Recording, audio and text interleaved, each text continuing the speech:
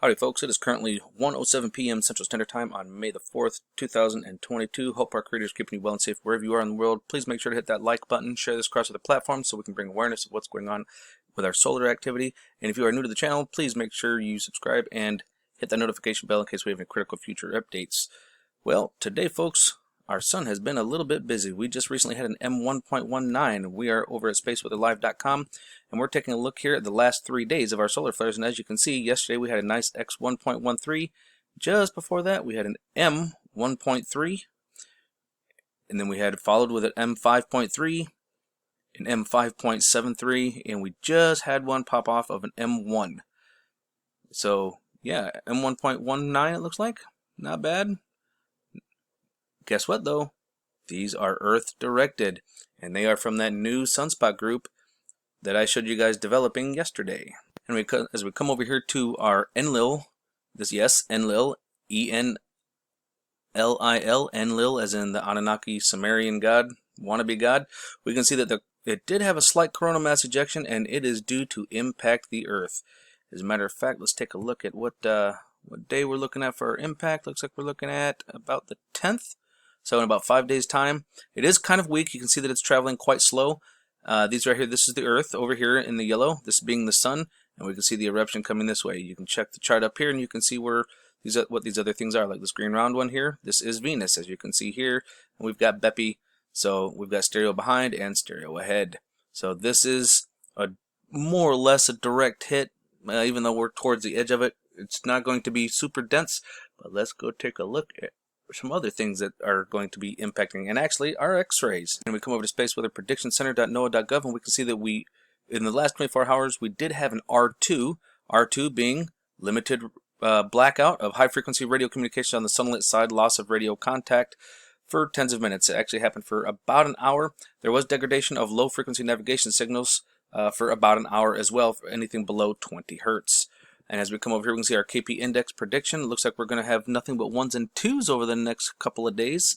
I wouldn't count on that, but we'll see. It looks like they did actually bring up our R1, R2, and R3 forecast up to 55% for the next 3 days and 25% for an R3 or greater.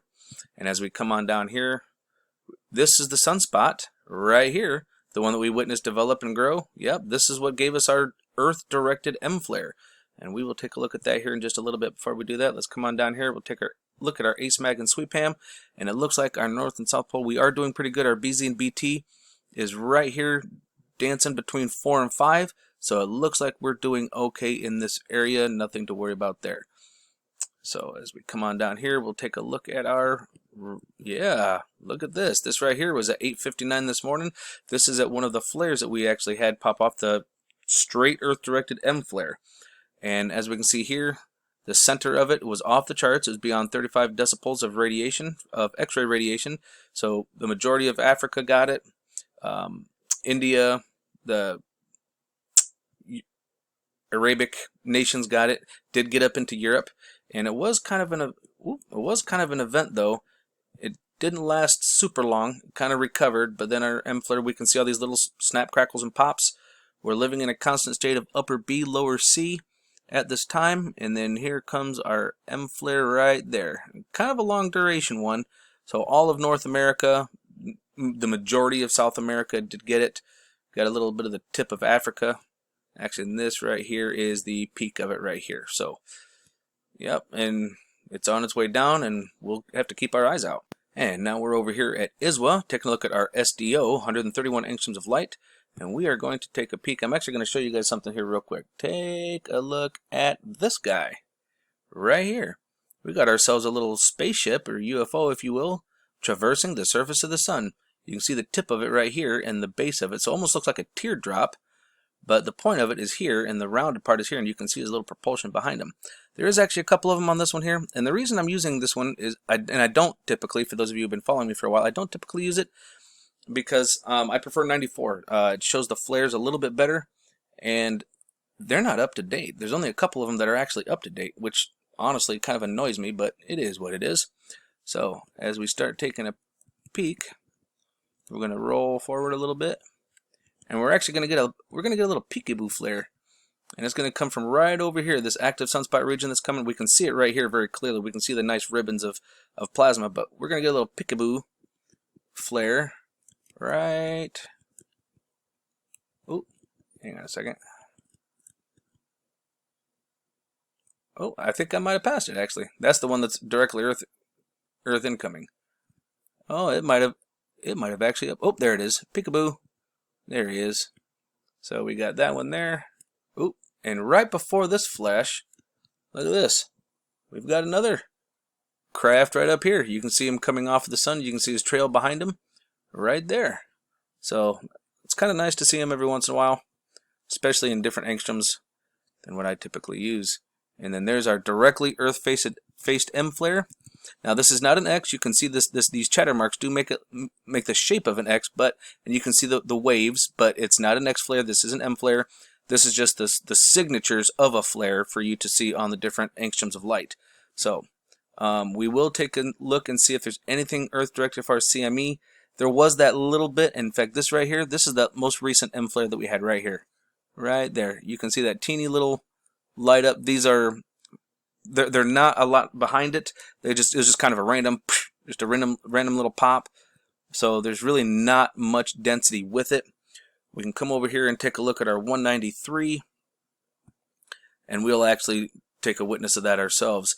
And as we come here, we'll actually see that flare right there. See the flare right there? As we can see here, there's no ripple effect. We don't see any shock wave or solar tsunami. We don't see the disturbances in the surface of the sun, which means there's really not much as far as a coronal mass ejection with it. So there is a little bit, but not a whole lot. See, that was kind of a random ordeal, and then there's our second one right there, just that little whoop.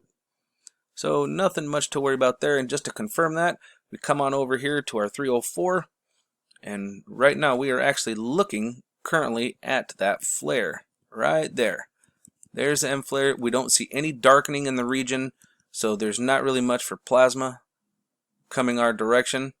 So everything looks like it's going to be okay with us as far as that goes. Kind of taking a little peek around the sun, see if we have any little friends zipping by, and I'm not really seeing a whole lot as far as friends on the 304. As we take a look at LASCO C3 and C2, this is LASCO C3, this is LASCO C2. Looking over here at LASCO C3, we are actually going to take a look and see if we have anything coming. Whoa, hey, we got a little flash there. Bang, 5:06 in the morning, that satellite jumped. Wonder why it did that. But we don't really see much in the way as far as ejection. Oh look, we got another little friend right here. But I don't see any plasma or coronal mass ejection coming our direction. That's coming off the backside. That's from the eruptions coming off and shooting down, but that's going to be facing us here pretty soon. So come over here to LASCO C2. We can see that we've got a friend right here. Nice little UFO friend right here. How you doing, buddy? Right there. And let's take a little peek at this one, see if we have anything. I'm not really seeing anything coming our direction yet either. And when they're coming our direction, it'll actually be a halo. You'll actually see the ring, a ring of plasma kind of coming out in all directions, so it looks like a halo around that. I'm not really seeing much in the way of that. Of course, we can see all the friends. You see this little light bending here. We got a Borg cube right here bending the light. Ooh, we got ourselves another little friend right here. You can see his little trail of la la la coming up behind him. And I think that's just about all here. I think we might actually have a little trail. Oh, there we go. Yep, right here we got a signature trail of a pulse engine. We actually got a little disc craft right here. You can see the little trail coming up behind him. But if we zoom in on this, you can see all the little pops. You can see it's like it's a pulse. You can see how it goes boom, boom, boom, boom, boom. That's its pulse engine as it's propelling itself to get out of the way of whatever is coming, or just acceleration. And we're going to come over here and take a look at the Schumann, where we're going to end it here. This is the Russian Schumann. And we can see we did have one heck of a spike. We got all the way up to a power of 34. But it looks like the power is it has calmed back down. It looks like we're back at around, I'd say about a 9. Between an 8 and a 9. Now that's our Russia model. Now our Italian model, this is where I've had to explain a couple of times. This right here is our Italian Schumann model, and you can see right here, Cumiana.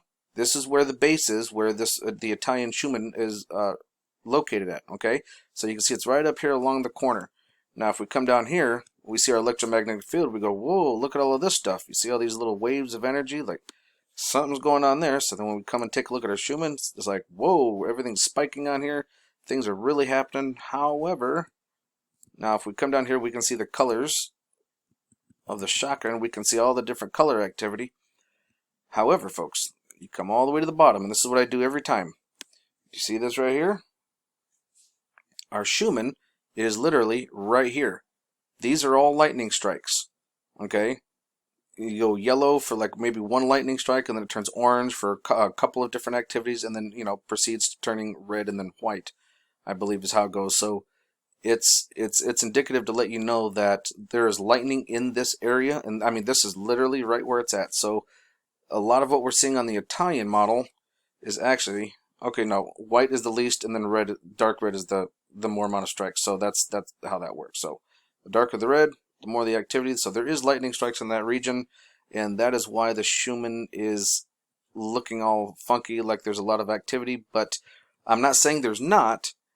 All I'm saying is that it's harder to get an accurate reading based upon the lightning strikes. Okay? And as we come over here to windy.com, and we come over here to radar, and we can clearly see that over here there's a lot of lightning strikes. There is thunderstorms going on in this area right here, just north of my cursor here.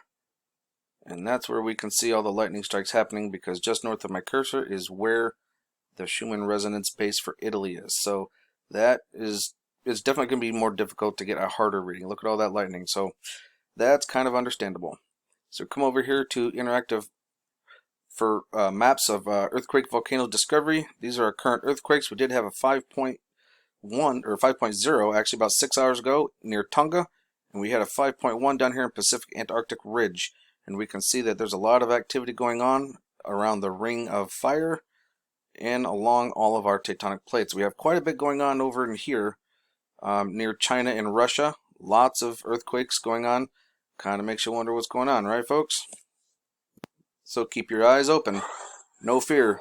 And remember that love is the only way forward. Solar Wolf out.